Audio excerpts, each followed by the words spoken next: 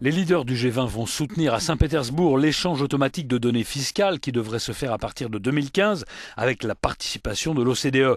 Parallèlement, un accord sur la taxation des multinationales devrait être signé.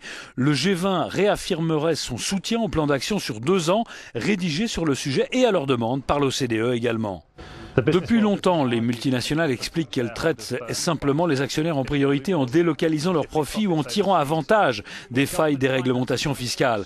Mais avec des budgets sous pression, les économies avancées ont donné le départ de la lutte contre l'optimisation fiscale. Pascal Saint-Amand, le responsable de la division fiscale au sein de l'OCDE, explique que le consensus du G20 est somme toute logique.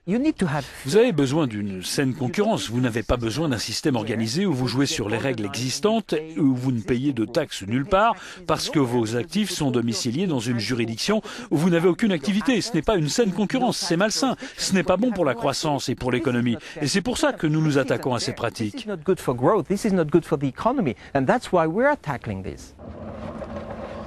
La polémique sur ce sujet a commencé quand de grands groupes comme Apple ou bien Google ou Starbucks ont été accusés d'exploiter à fond les failles des systèmes fiscaux pour réduire au maximum leur base d'imposition fiscale.